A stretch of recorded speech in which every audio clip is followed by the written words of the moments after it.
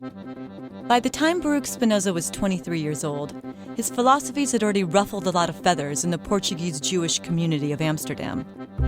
He claimed God and nature were the same thing. He began to question everything. Everything, creation, and our Creator. That's a clip from Tariq Ali's Spinoza, the Apostle of Reason. On July 27, 1656, the Jewish leaders in Amsterdam issued a cherem on Spinoza, a total exclusion from the Jewish community. The matter has been carefully examined by the ruling scholars and councils. They consent to the banishment forever of Baruch de Spinoza from the nation of Israel. The Jewish leaders wrote, "Cursed be he by day, and cursed be he by night. Cursed be he when he lies down, and cursed be he when he rises up. Cursed be he when he goes out, and cursed be he when he comes in." You get the picture. Yeah, he really pissed somebody off. That's Stephen Nadler, a philosophy professor at the University of Wisconsin-Madison and a Spinoza expert. This is by far the harshest cherem ever issued by that community in this period. There were dozens of cherems issued by the Amsterdam community between 1630 and 1680.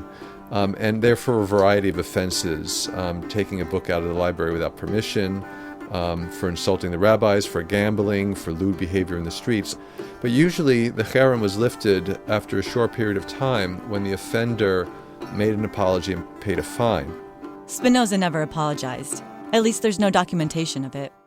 Even still, people have tried really hard to get Spinoza reintegrated into Judaism. There was an instance in 1927 when Joseph Klausner, the historian at Hebrew University, stood on a hilltop and proclaimed the ban was lifted. And of course, he had no authority to do that, didn't mean anything. And then in 1953, David Ben-Gurion, former prime minister of Israel, insisted that the ban should be lifted. But the only authority who could lift the ban would be the leadership of the Amsterdam Portuguese community that issued the ban in the first place. And they were not going to do that. But then a couple of years ago, a member of the Portuguese congregation wanted the issue raised again. That was in 2012. The congregation put together an advisory committee of Spinoza experts to weigh in, including Stephen Nadler. Nadler's takeaway was, what's the point? Spinoza is long dead. It would just be a symbolic move. The only reason why you would want to lift the cherem is because it would be a kind of public relations boon, kind of proclaiming to the world, Spinoza is one of ours and we welcome him back with open arms. The 2012 effort to get Spinoza de-excommunicated didn't work, and Nadler thinks that's a good thing.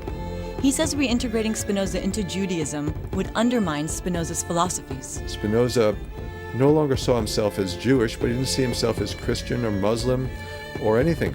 He was an individual who, like all individuals, are part of nature. Ultimately, we don't know how Spinoza felt about his excommunication because there's no documentation on that.